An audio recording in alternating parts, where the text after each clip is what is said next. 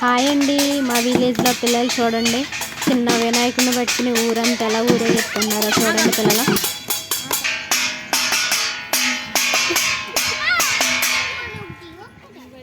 ఏంట్రా వాయించేస్తున్నావా?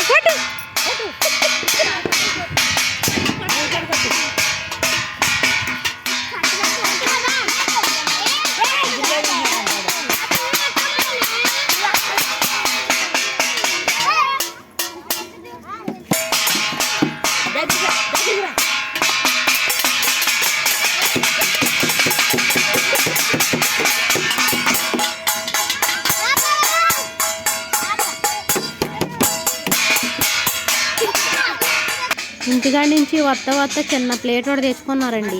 ప్లేట్కి ఒక కర్రోటి ఇచ్చుకున్నారు. ఇక వాయించేస్తున్నారు. రోడ్డు అంతా తిరుగుతూనే ఉన్నారండి. వెళ్ళొచ్చి మళ్ళీ ఉసిరిగాయలు అయితే మా పిల్లతో అయితే కొట్టించేసుకున్నారు చూడండి. బాబోయ్, అన్ని కాయలా పిల్ల? ఏంటి అన్ని కాయలా? కంచాలు బాగానే తెచ్చుకున్నారు రా బాబు మీరు.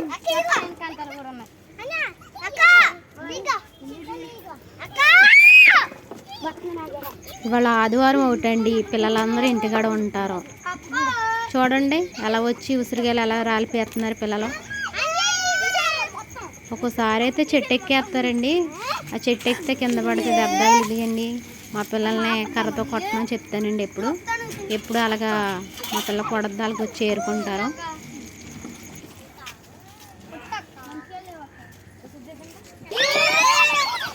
ఈరోజు పిల్లలకి ఎక్కడ లేని ఆనందం చూడండి. పిల్లలు ఎలాగే ఏరుకుంటున్నారో.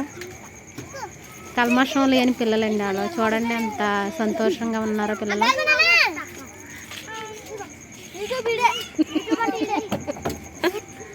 ఇక చూడండి ప్లేట్లలో వేసేసుకున్నారు. మళ్ళీ కోసుకుందావా? సరే అయితే శుభ్రంగా కడుక్కుని తినండి, కడుక్కోకుండా తినకండి. అర్థమైంది మీకు? సరే అయితే రేపు సాయంత్రం రాయండి. కానీ చెట్టు ఎక్కి కోయకండి. నేను ఎప్పుడు అలాగ దులుపుతాను. అర్థమైందా? చెట్టు మట్టుకి ఎక్కండి, పడిపోతారు. చూడండి మా ఇంటి దగ్గర పెద్ద చెట్టు అండి. చూడండి చెట్టు వేసి 6 సంవత్సరాలు అవుతుందండి. ఆ చెట్టు మా ఆయనగారు ఎప్పటికప్పుడు నరికేస్తా చూస్తాడండి. నేను అసలు చెట్టు నరకనేమనండి. ఎప్పటికప్పుడు కాయలు కాస్తూనే ఉంటాయండి. చూడండి అసలు ఎన్ని కాయలు కాసేసినాయో.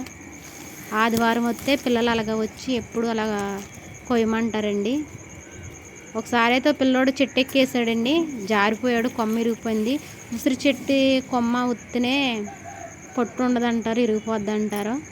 అందుకే మా పిల్లలు ఎప్పటికప్పుడు కర్రతో అలా కొడతారు, లేకపోతే నేనన్నా కొడతానండి. చూడండి కాయలు,